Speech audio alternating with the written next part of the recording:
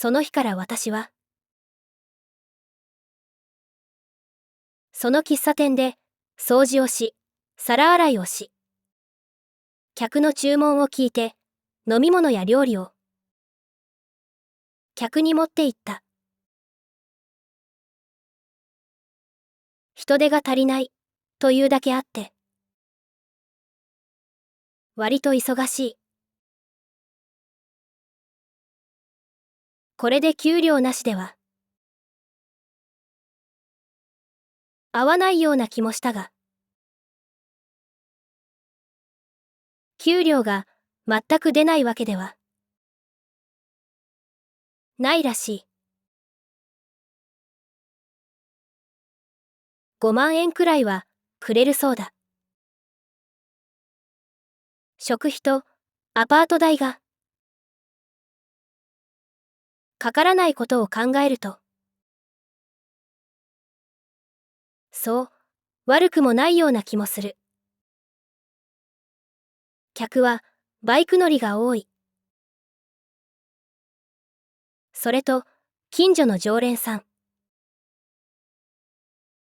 こちらはお年寄りが多い。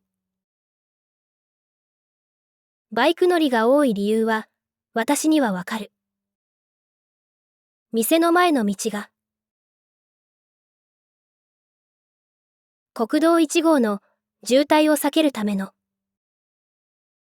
裏道になっているからだ。ある日私はおじさんに呼ばれた。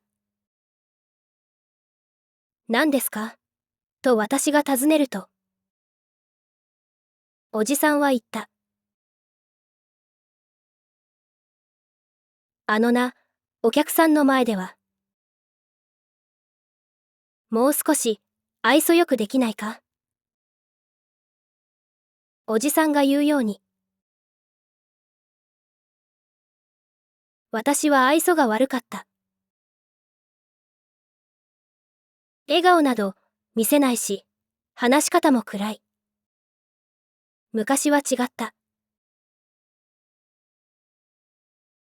学生だった頃は友達がいて、よく皆と冗談を言い合って笑った。友達の輪の中に入っていけなくなったのは、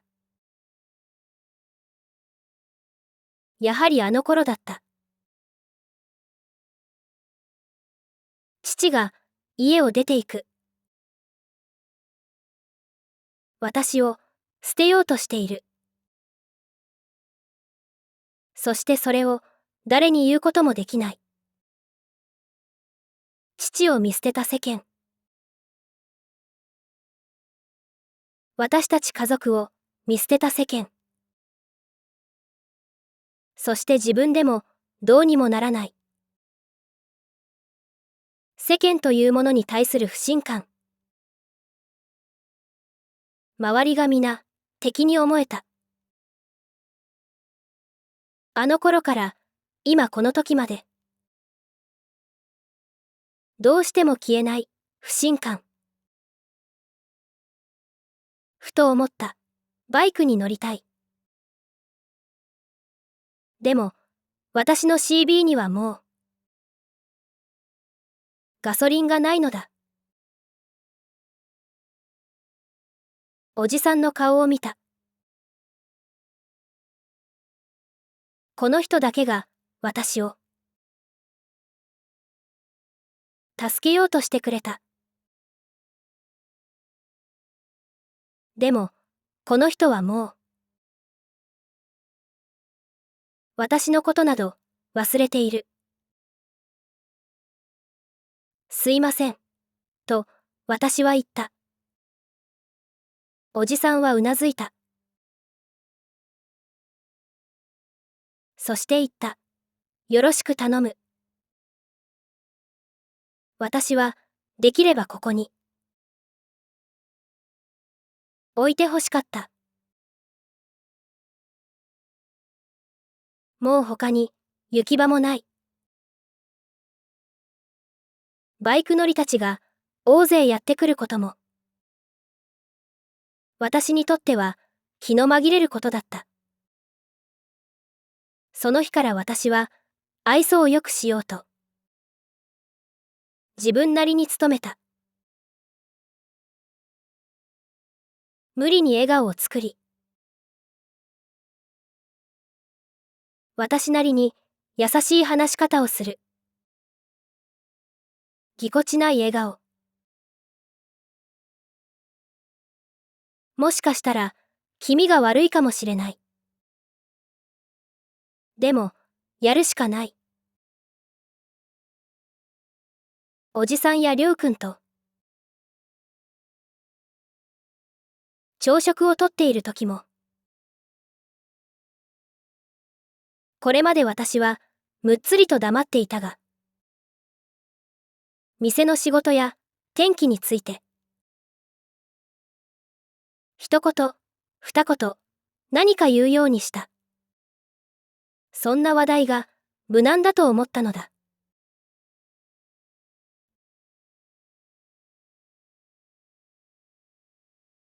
朝起きて自分のバイクを見に行った。今の私にはバイク以外に何もない。何も持っていないし、夢も希望もない。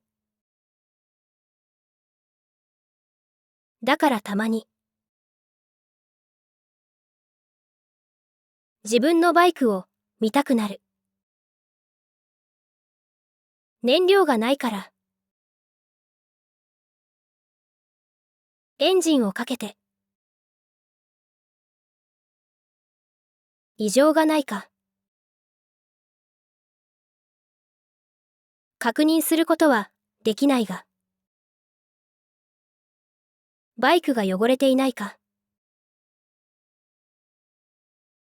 錆が出ていないか点検する。その朝私は自分のバイクが置いてある店の駐車スペースに行ってみた。私の CB はお客さんの邪魔にならないよう建物の隅に置いてある。おじさんのリード EX の隣だ。でもその朝、私が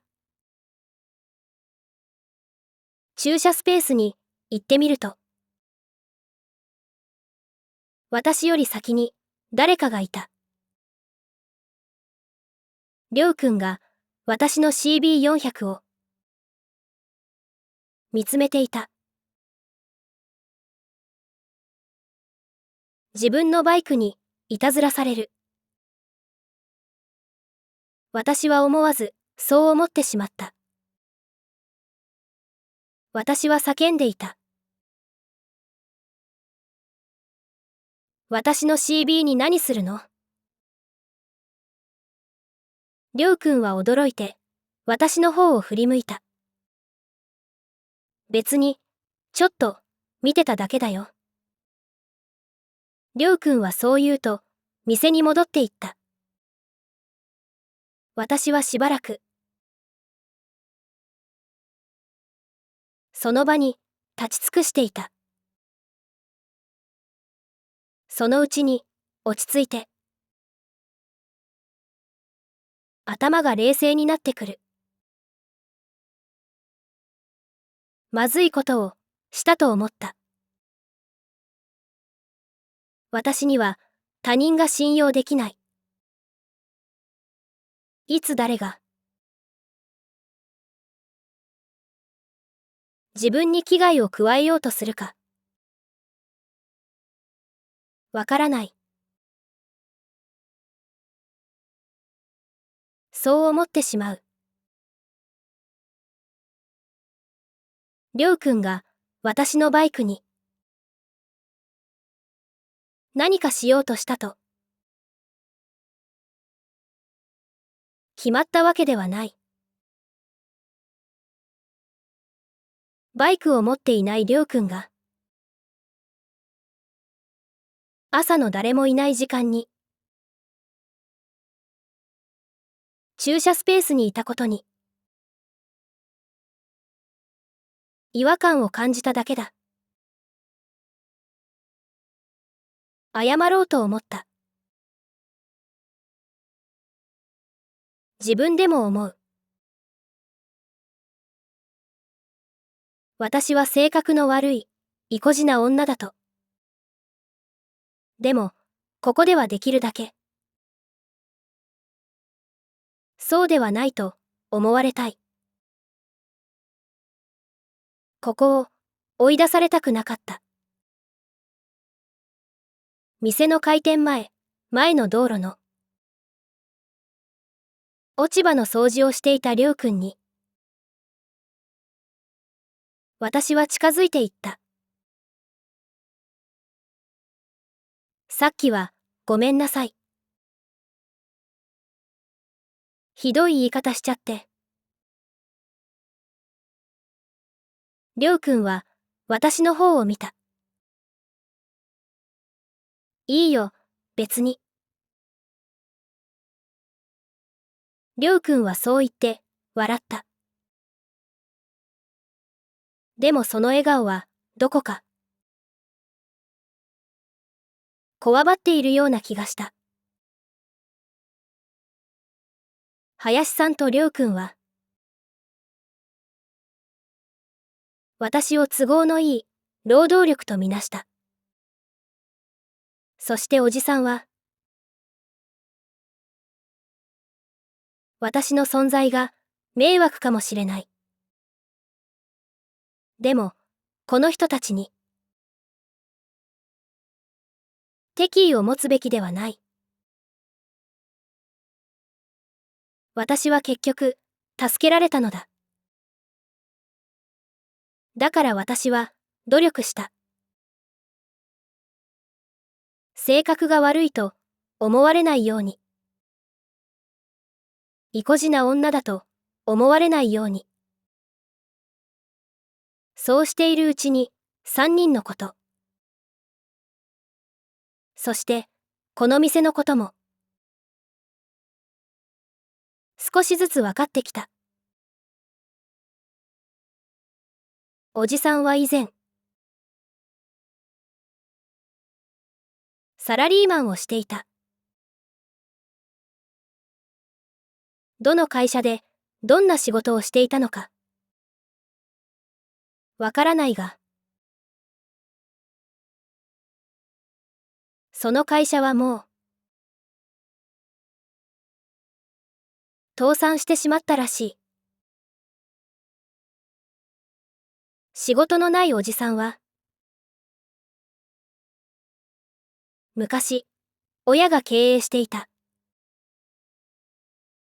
この喫茶店を再開した。りょうくんは奇遇にも私と同じだった。仕事もなく行き場もなくどこかをさまよっていた。ある日お腹が空いたりょうくんはこの店で無銭飲食をした。カレーライスを注文したのも私と一緒だ。林さんは以前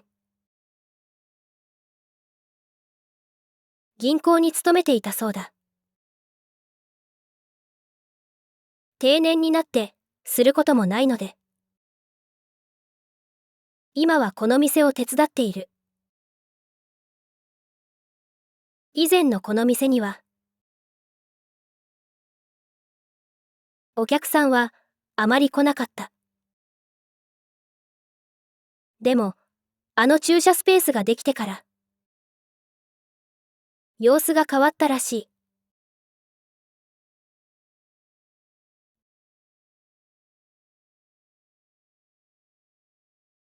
その日は店の定休日だった。だから仕事をしなくてもいい。好きなことをしていい。でも私には何もすることがなかった。燃料がないからバイクには乗れない。私は誰も来ない店内の窓際の客席に座って外を見ていた。かつての商店街。今はどこも店を閉めてしまっている。この店が営業しているときはあまり気にならないが、こうして見ると寂しい風景だ。たまにバイクが通る。渋滞を避けるためにここを通る。ツーリングのライダーたちだ。林さんは今日は来ない。りょうくんはどこかに行ってしまった。帰りは夕方になるそうだ。おじさんは部屋でパソコンに向かって何かしていた。表のバイク乗らないのか？おじさんだった。いつの間にか2階の部屋から店に降りてきていた。もうガソリンがない。と私は答えた。するとおじさんはレジの方に行ってお札を1枚抜くと私に差し出した。5000円札だった。私は受け取ってもいいものやら迷った。給料日は1週間先だったし、もらう言われのないお金だ。タンク空のまんま。いつまでも放っておいたらバイクに良くないだろ。ほら、小遣い。いつもの私なら受け取らなかった。もらう言われのないお金。他人の施しなど受けたくない。でも、その日は天気が良くて。そして私はバイクに乗りたかった。1万円札ではない。たったの5000円ではないか。それくらい受け取ったって。いいではないか。意固地な私に未熟な私が囁いた。いいの？おじさんはうなずいた。私は手を伸ばしてその5000円札を頂戴した。そして立ち上がって自分のヘルメットとジャケット、そしてバイクのキーを取りに行こうとした。肝心なことを忘れていた。私は振り返っておじさんに言った。ありがとう。おじさんはうなずいた。20日間、私はバイクに乗っていない。ここに来てから20日経っていた。ずっと乗りたかったバイク。ついに乗れる。駐車スペースに行って CB にまたがった。左足でスタンドを戻す。一足にしてあったギアをニュートラルに入れ、私はスタータースイッチを押した。しばらく放ってあったが、エンジンは一発でかかった。アクセルはまだ回さない。20日間眠っていたエンジンが温まるのを待つ。CB のエンジンの音。久しぶりのその音が嬉しかった。ギアを一足に入れ直し、少しだけアクセルを回す。クラッチをつなぐと、車体が少しだけ前に進む。そのままゆっくりと駐車スペースの出口まで進む。左右確認、右後方確認。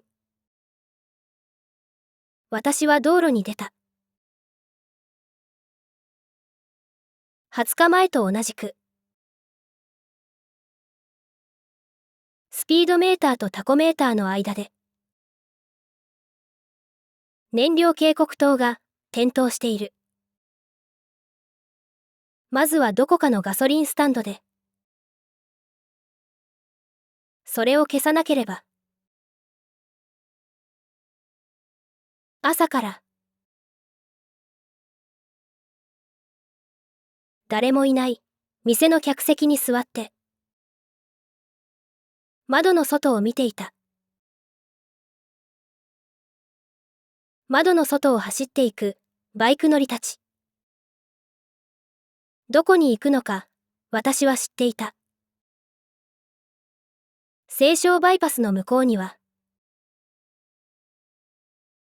素晴らしい道路がある。伊豆の海、箱根の山。御殿場の方角には巨大な富士山も見える。私も行ってみたかった。私は西湘バイパスを目指した。再生リスト12に続きます。